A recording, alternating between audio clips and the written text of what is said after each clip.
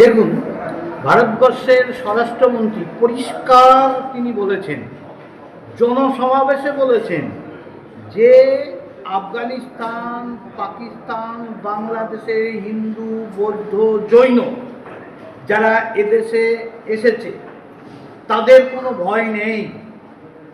SIR হলে কারো ভয়ের কোনো বিষয়ই নেই। তারা যদি এই গোষ্ঠীর হয়ে থাকে তারা সিএতে আবেদন করে নাগরিক হয়ে তারা ভোট দেবে।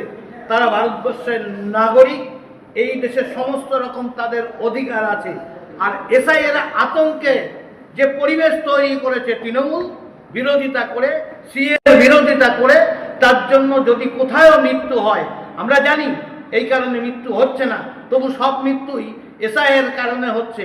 আর আমি বলবো এই তৃণমূলের দাবিটাকেই বলবো, তার জন্য দায়ী হচ্ছে তৃণমূল কংগ্রেস। কারণ তাদের ভয়ের পরিবেশ সৃষ্টি করে অপপ্রচার করার জন্যই আতঙ্ক সৃষ্টি করে মারা গেছে।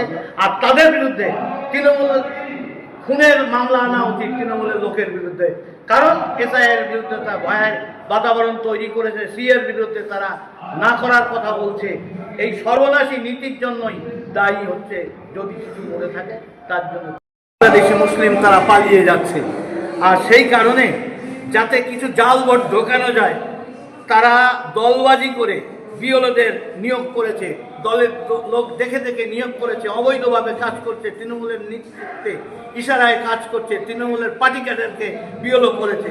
সেই কারণেই এটা সৃষ্টি হচ্ছে। এই বিষয়ে আমরা নির্বাচন কমিশনকে সর্বত্র আমরা রিপোর্ট করতে কর্মীদেরও বলছি। আমরাও সমবেতভাবে যা রিপোর্ট আমাদের কাছে আসছে সেটাও আমরা মেল করে ইসিআইকে জানিয়ে দিচ্ছি। নবদ্বীপ দাদা, গতকালকে স্বরূপগঞ্জের ওখানে একটি ঘটনা ঘটে। সেখানে জানা যায় যে পুলিশের বাড়ি ভাঙচুর করা হয়, পুলিশকে একাধিক গাড়ি ভাঙচুর করা হয়, বাড়ি ভাঙচুর করা হয়। কি বলবেন ঘটনাটা নিয়ে?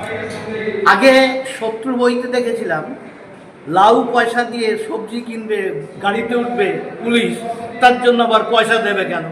তার যে পুলিশ আর তৃণমূল সমান হয়ে গেছে, সেই জন্য তৃণমূলের ক্যাডাররাও গাড়ি ছাড়িয়ে পয়সা দেবে না। তৃণমূল করি আবার গাড়ি ছাড়িয়ে পয়সা দেবে কেন? পয়সা চাইলে তার দোকানপাট ভাঙচুর করে দিচ্ছে এবং বাড়ি ভাঙচুর করে দিচ্ছে। এটা তো মমতা ব্যানার্জির আশীর্বাদেই সব কিছু হচ্ছে। ন্যায্য মূল্য ওষুধের দোকানে অনেক একটা চোরের সরকার।